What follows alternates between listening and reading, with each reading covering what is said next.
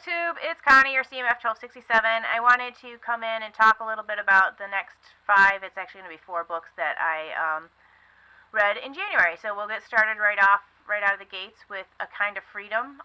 It was written by Margaret Wilkerson Sexton, and it was nominated for the National Book Award, which is why I picked it up.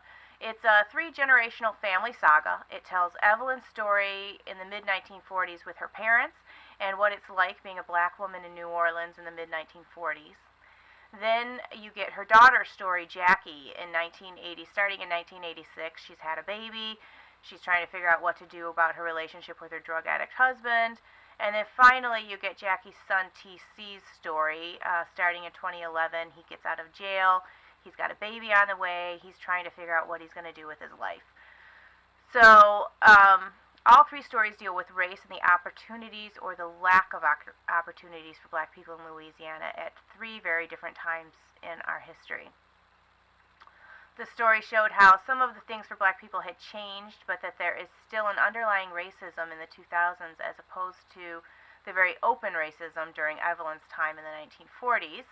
And it shows how racism can affect one's economic situation, and if there isn't hope of getting out of your current economic situation to better yourself, that then you can just stay stagnated in your life. So, as usual, I also listened to the audiobook of this, and this audiobook was narrated by, I'm probably going to slaughter this name, so I apologize, not that he's ever going to listen to this, but Adinrele Ojo, Bonnie Turpin, and Kevin Kennerly, and I did really enjoy the audiobook of this.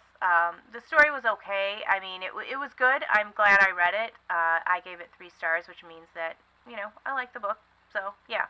Alright, the next one that I read was Dark at the Crossing. It was another nominee for the National Book Award.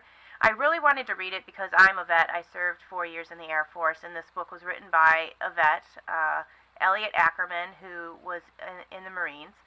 And it has to do with crossing the border into Syria. Unfortunately, this really wasn't my kind of book. I gave it 2 stars. It was an okay read. The book was a bit slow, and the characters weren't really fleshed out enough to make you really care about them, at least not for me. Not only that, I don't understand the mindset of our protagonist. He was an Iraqi who had helped the American soldiers during the Iraq invasion in 2003. He ended up going to the United States and taking care of his sister there, and then when his sister kind of goes off to do her own thing, it's like he felt like he needed to find something, so he comes to Syria to fight a war that has nothing to do with him. So that was, it didn't really give me any insight. I didn't feel like, since there wasn't that much character, I didn't feel like the character development was really there. I didn't really understand that mindset. I mean, I understand it to an extent. I guess I just don't agree with it. So, but the protagonist is Haris Abadi, and then the Syrian Civil War was a really essential theme in this novel, but I didn't feel like I got enough of the politics behind it to understand who is even the good guys or the bad guys. So, anyways, yeah, so it was a 2-star read, a little disappointing. It was okay, but it wasn't anything great. And that audiobook was narrated by Vikas Adam. So now we're getting into some decent books that I read. So yeah, the first, 3, 4-star reads. 3-star reads are good for me. I like them. 2-star reads are getting to a point where it's like, maybe that wasn't the greatest book, but not terrible. But this next book that I read was Unseen, which was written by Liz Moore. The Unseen World, written by Liz Moore. And it was narrated by Lisa Flanagan, and I really liked this book. This was, I think, the first 5-star book I read. I heard a bunch of people talk about it on BookTube. It's a part family drama, part coming-of-age novel, it's part science fiction, it's part mystery. It addressed issues of homosexuality, single parenthood, family secrets, and Alzheimer's. I loved the relationship between the single dad, David, and his daughter, Ada. He's a scientist who is homeschooling his daughter, and she goes to work with him at the university daily. Then the author introduces two kind of related mysteries that need to be uncovered. The novel is told in third person, and at the end of the novel is when you find out who the narrator is.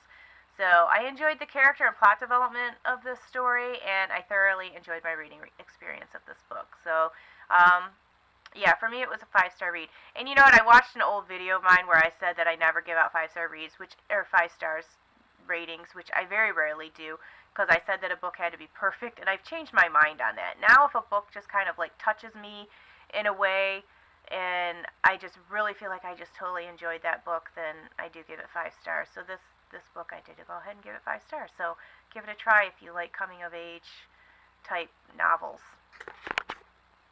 The next book I read, which I really enjoyed, it was another nonfiction book, and it's called Smoke Gets in Your Eyes, and Other Lessons from the Crematory. It's written by Caitlin Doughty, and I really liked this book. It's a nonfiction book. It was narrated by the author, which can sometimes be hit or miss on audiobooks, but she did a really good job.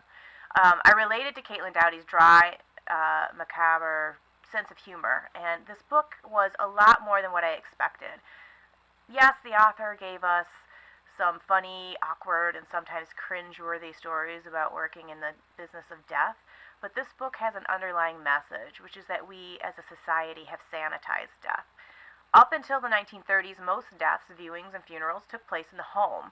And then in the 1930s, with the establishment of hospitals, my favorite quote in the book was, "The dying could undergo the indignities of death without offending the sensibilities of the living."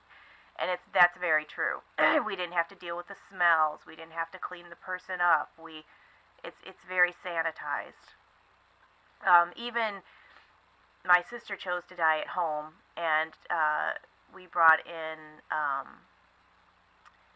hospice care, and even to an extent that helps to sanitize death, but my brother-in-law and his kids had to do quite a bit with her. But the fact of the matter is that we're all going to die. You know, what's the quote? There's only two sureties in life: death and taxes. So we're all going to die, and really, death is what gives life meaning. You know, but with the sanitizing of death and with our obsessiveness and wanting to keep from thinking about it, let alone seeing it, we've lost sight of that fact as a society. The author delved into the history of funerals and embalming and discusses rituals practiced by other societies.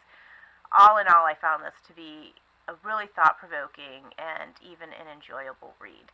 So that's it. The other book that I read, I already talked about, which is The Chilbury Ladies Choir. I'll link my video to that below, and again, I'll link my Goodreads channel if you want to, or not channel, my Goodreads page, and if you want to friend me there. I review all of my books. So have a great weekend, great week, and I'll talk to you later. Bye.